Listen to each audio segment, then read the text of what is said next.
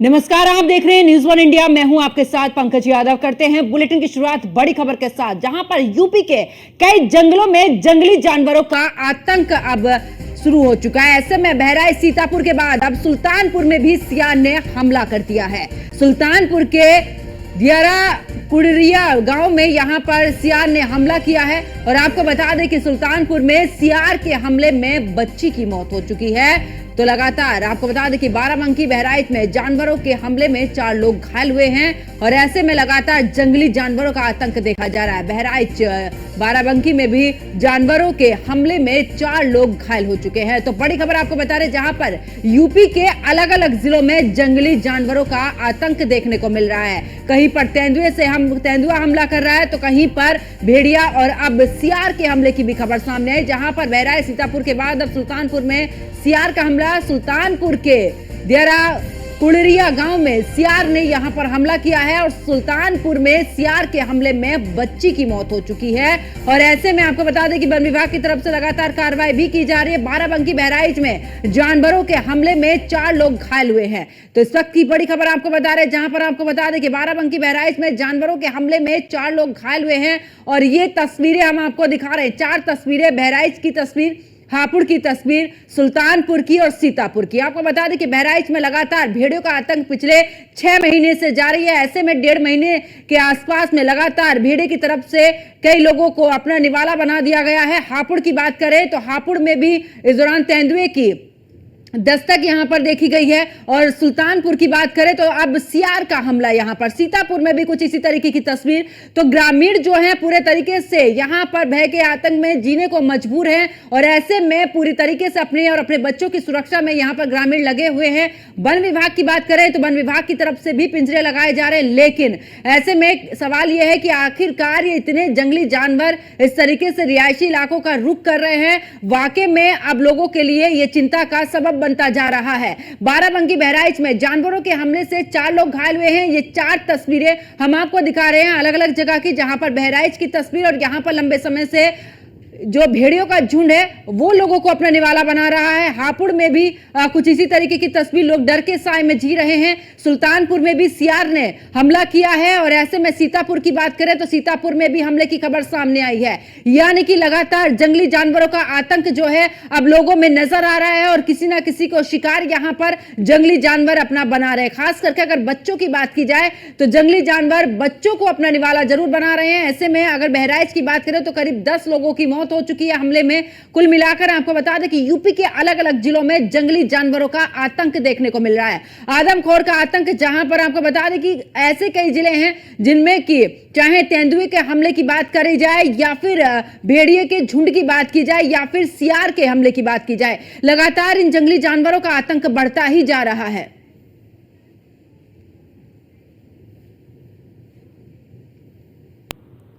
और हमारे साथ में बहराइच से हमारे संवाददाता मोहसिन खान हमारे साथ में लाइव जुड़ चुके हैं। मोहसिन, क्योंकि बहराइच में लगातार देख रहे हैं पिछले 6 महीने से जंगली जानवरों का आतंक लगातार जारी है। खास करके अगर भेड़ियों के झुंड की बात करें, पिंजरा लगाकर 4 पकड़े भी गए, लेकिन अभी भी आदमखोर जो भेड़िए हैं वो गिरफ्त में नहीं है, लगातार शिकार बनाते जा रहे हैं लोगों को।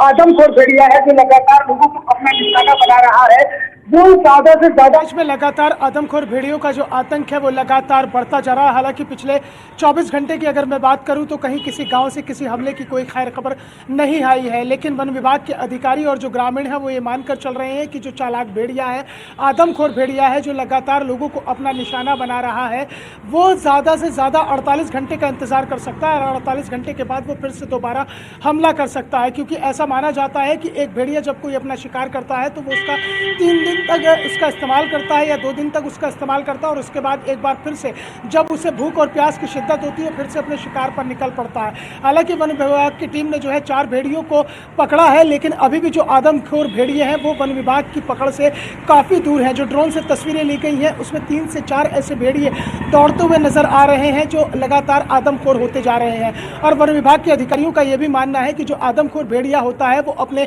झुंड से अलग हो जाता है, वो झुंड में नहीं चलता, वो फिर अलग अलग दिशाओं से अलग अलग अटैक करता है।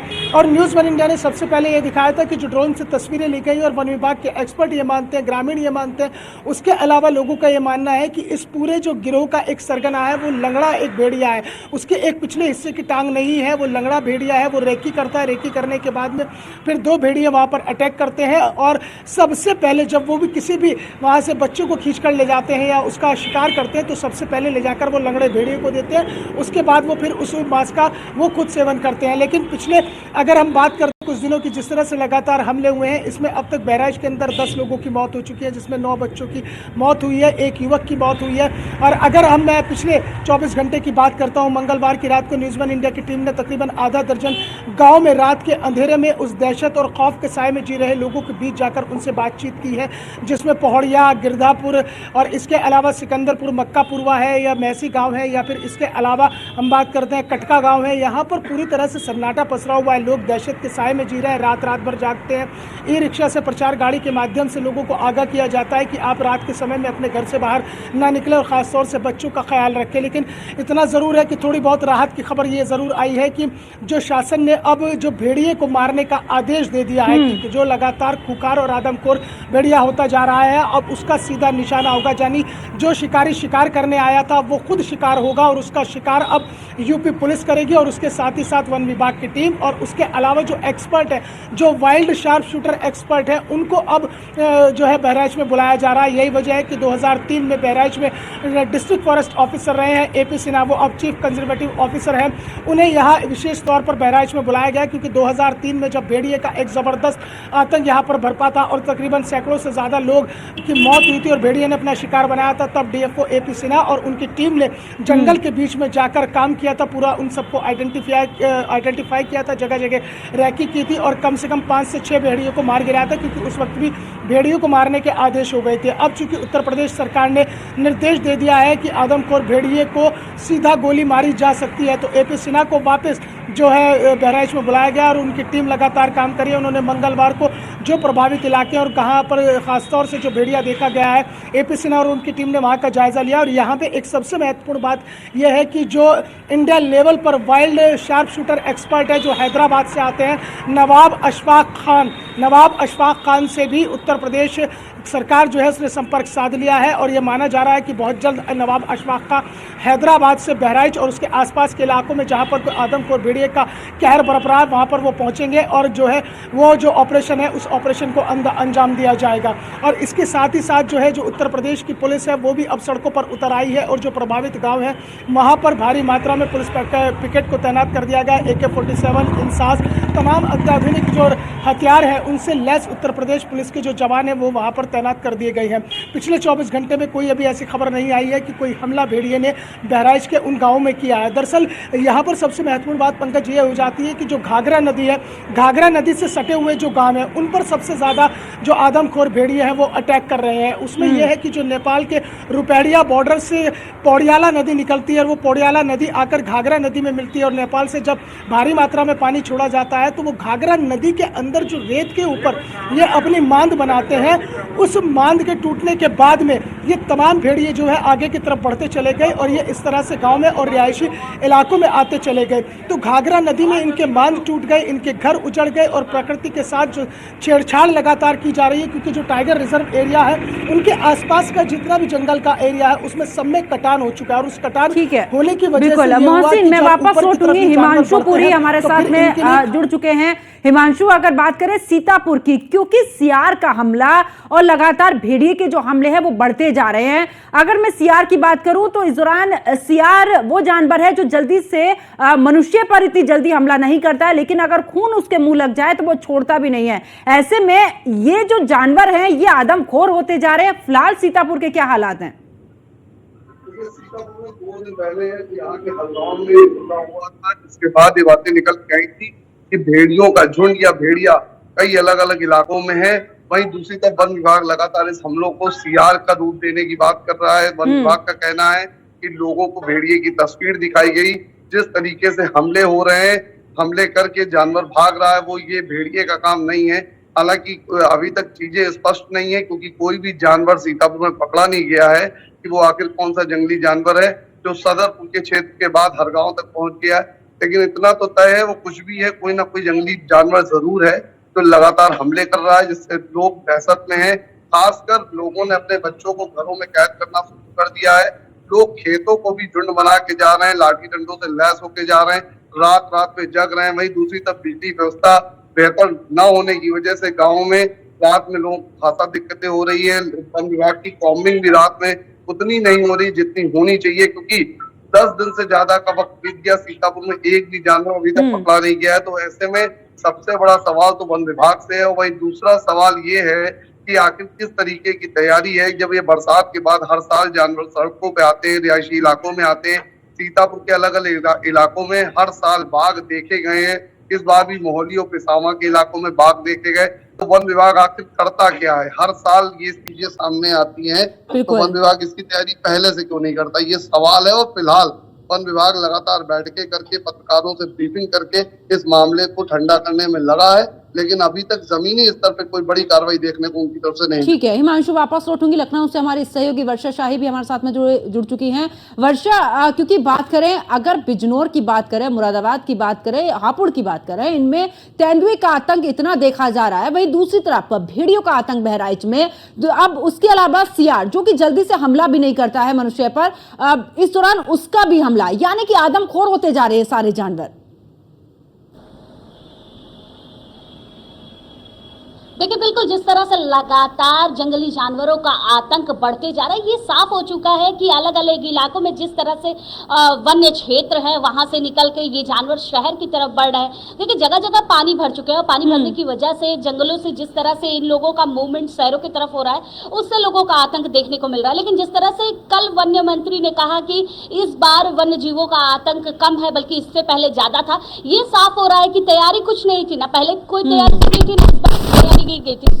से इस बार लगातार भेड़िए का आतंक बहराइच में कई संख्या में देखते हैं। मुख्य अधिकारी से लेकर वन्य मंत्री वहां पर जाते हैं और लोगों का सर्वे करते हैं, देखते हैं कि कितने लोगों को भेड़िए ने दबोचा, कितने लोगों को सियार ने दबोचा, कितने लोगों को तेंदुए ने दबोचा। तो एक आंकड़े आने लगे कि आखिर उत्तर प्रदेश में इन इलाकों में इतने लोगों को जंगली जानवरों ने दबोचना शुरू कर दिया। जिस तरह से जब हर साल पानी बाढ़ का आता है तो जंगल से जानवर शहर की तरफ मूवमेंट करते हैं, क्योंकि जंगल में ना उन्हें कुछ खाने को मिलता है, ना वहां पर रहने लायक होता है, स्थिति होती है।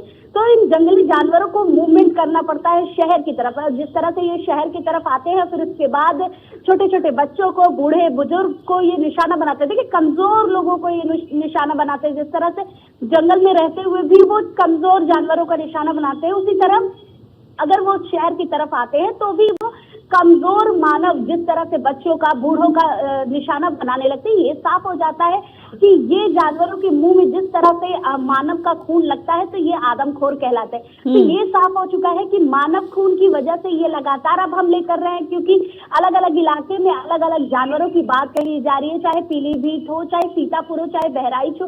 इन सभी इलाकों में जानवरों का जिस तरह से आदमखोर होना दिखाई दे रहा है, ये साफ हो गया। देखिए, जिस तरह से मुख्यमंत्री योगी आदित्यनाथ ने अब ये भी कह दिया है कि कोई भी जानवर अगर इस तरह से मानव को नुकसान पहुंचा रहा है तो उसको डायरेक्ट शूट कर दिया जाए, क्योंकि लगातार ये संख्या बढ़ती जा रही है। और इस संख्या बढ़ने की वजह से डायरेक्ट शूट आउट का भी ऑर्डर हुआ है, क्योंकि जिस तरह से एक बच्ची को एक महिला के पास से खींच के जानवर ले जाता है, तो आंखों के सामने भी ऐसी चीजें जब पड़ती हैं तो शायद इंसान भयभीत हो जाता है। लेकिन जानवरों का आतंक लगातार बढ़ते जा रहा है। इस आतंक की वजह से डायरेक्ट शूट का भी ऑर्डर हुआ है और साथ ही साथ इन जानवरों को पकड़ के अलग अलग इलाकों में भी भेजा जा रहा है। जैसे बहराइच में जब 4 भेड़िए पकड़े गए तो उन्हें गोरखपुर भेजा गया और गोरखपुर के चिड़ियाघर में रखा गया, लेकिन उसकी बिहेवियर में काफी अंतर आ चुका था। क्योंकि देखिए, जब वो जंगल में रहते हैं तो फिर उसके बाद वो जंगली जानवरों का शिकार करते हैं, छोटे छोटे जानवरों का शिकार करते हैं और खाते हैं। लेकिन जिस तरह से मानव खून लगने के बाद उनके बिहेवियर में चेंज आता है, क्योंकि जिस तरह से वो अलग अलग इलाके में अलग अलग बच्चों से लेकर बूढ़ों से लेकर लोगों पर जिस तरह का अटैक कर रहे हैं, ये साफ बिल्कुल। और वर्षा, ऐसे में अगर बात करें, क्योंकि जंगली जानवरों का रिहायशी इलाकों में दस्तक देना, आतंक फैलाना कहीं ना कहीं हम लोगों की भी गलती है, क्योंकि आप उनके क्षेत्रों को छेड़ रहे हैं, आप यहां पर अतिक्रमण कर रहे हैं। आखिरकार वो कहां जाएंगे, तो कहीं ना कहीं उसका खामियाजा हम लोग भुगत रहे हैं। देखिए, बिल्कुल जिस तरह से जंगलों को काटा जा रहा है, फिर उसके बाद इन जानवरों के लिए रहने के लिए कोई स्थान नहीं बच रहा है। देखिए, जंगलों का काटना और जिस तरह से जानवरों का रिहायशी इलाकों में अब आना, ये साफ हो चुका है कि इन जानवरों के रहने की कोई सुविधा नहीं रह गई, ना इनके खाने की सुविधा है। क्योंकि अलग अलग क्षेत्र में अगर पीलीभीत की बात करें तो बहुत बड़ा जंगल माना जाता है, लेकिन उनमें भी धीरे धीरे छटाई होती रहती है, उनमें भी आगे विकास के कार्य किए जाते हैं। इस विकास के कार्य में कहीं ना कहीं इन जानवरों को भी दिक्कत आती है, क्योंकि ये भी हमारे साथ रहते हैं, इनका भी जनजीवन चलता रहता है। ये भी एक तरह से अपने जीवन को चलाने के लिए, अपने पेट को चलाने के लिए कुछ ना कुछ करेंगे। लेकिन जिस तरह से ये रिहायशी इलाकों में बढ़ते जा रहा है, ये साफ हो चुका है कि जंगलों का कटना और रिहायशी इलाकों में इन लोगों का बढ़ना, तो मुश्किलें तो हमें ही आएगी, क्योंकि हमने उनको मुश्किल में डाला है। हमारी मुश्किल में डालने की वजह से वो मुश्किल में आए हैं, तो जाहिर सी बात है वो हम पर हमला जरूर करेंगे, क्योंकि उन्हीं जंगलों को हम काट रहे हैं जिसमें वो रहते हैं। बिल्कुल। और वर्षा, यही वजह है कि अब रिहायशी इलाकों का रुख करने लगे हैं ये जंगली जानवर। मोहसिन, क्योंकि जंगली जानवरों का जैसा भी जिक्र वर्षा भी कर रही थी, और मैंने भी उनसे पूछा कि आखिरकार ये भी एक बड़ी वजह है, और वन मंत्री को लेकर भी उन्होंने जानकारी दी। ऐसे में मोहसिन, लोगों का क्या कुछ कहना है बहराइच की, अगर मैं तस्वीर की बात करूं, क्योंकि हमने आधा दर्जन से भी ज्यादा लोगों से, यहाँ पर गांव के लोगों से बात की है, उनका क्या कुछ कहना रहा इस पूरे मामले को लेकर?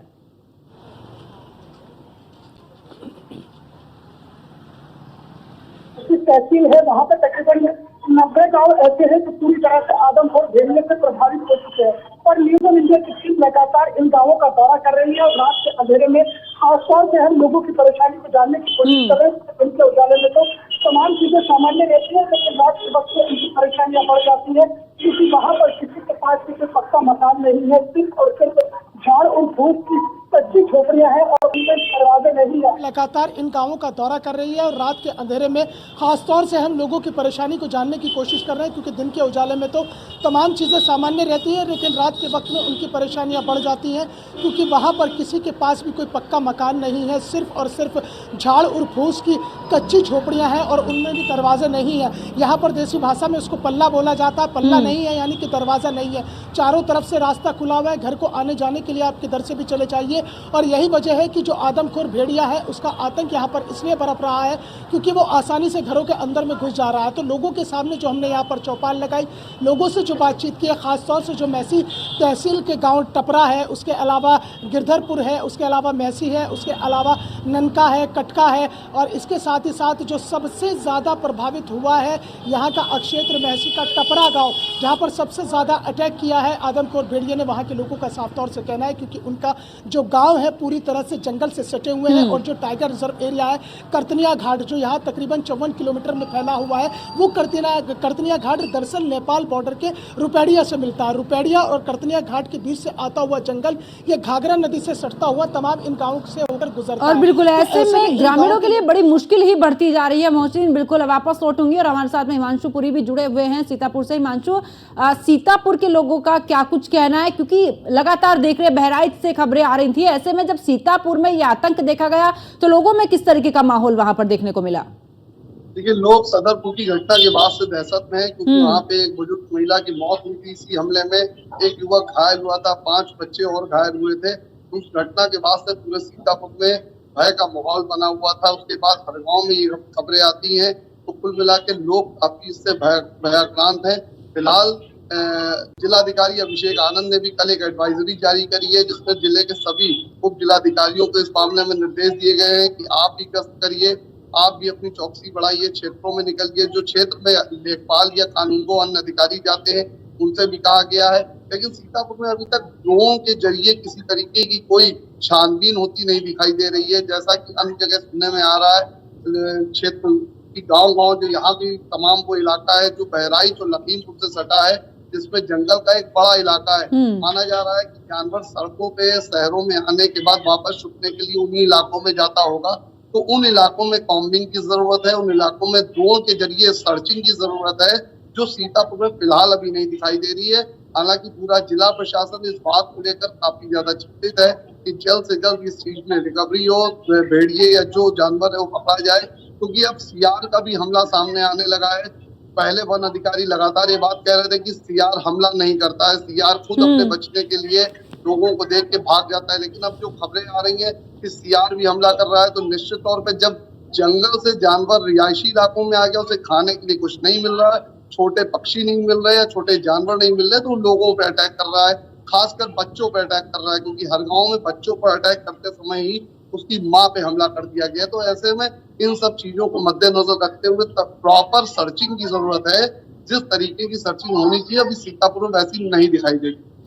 बिल्कुल, बहुत बहुत शुक्रिया हिमांशु हमारे साथ जुड़ने के लिए। मोहसिन खान आपका भी बहुत बहुत शुक्रिया हमारे साथ, और वर्षा शाही भी हमारे साथ में जुड़ी। आप सभी का बहुत बहुत शुक्रिया हमारे साथ जुड़ने के, तमाम जानकारी साझा करने के लिए। तो देखिए, लगातार जंगली जानवरों का जो आतंक है वो अब रिहायशी इलाकों की तरफ जा रहा है। यहाँ पर अपना शिकार बना रहे हैं लोगों को, और ऐसे में लोगों में दहशत का माहौल है। जब वन मंत्री से भी बात की गई, उन्होंने कहा कि फिलहाल आंकड़े अभी कम है पिछले साल के मुकाबले, लेकिन सवाल खड़ा होता है कि आखिरकार जिस तरीके से जंगलों में अतिक्रमण किया जा रहा है उसी का खामियाजा अब आम लोग यहां पर भुगतते नजर आ रहे हैं। क्योंकि चाहे बहराइच की बात करें, भेड़ियों का झुंड का आतंक यहां पर देखने को मिल रहा है। 10 लोगों की मौत हो चुकी है, जिसमें से करीब 8 से 9 बच्चे हैं। और ऐसे में अगर हापुड़ की बात करें तो हापुड़ में तेंदुए का आतंक है, बिजनौर में तेंदुए का आतंक है, सीतापुर में भेड़ियों का आतंक है, दूसरी जगहों पर सियार, जो कि देखा जाता है अक्सर कि जब आप खेतों में काम करते हैं तो सियार इंसान को देखकर, यानी कि मनुष्य को देखकर भाग निकलता है। आखिरकार अब उसमें भी इतनी हिम्मत है कि वो सामने से अटैक कर रहा है। ऐसे में सोचने वाली बात है कि आखिरकार हम लोगों से अगर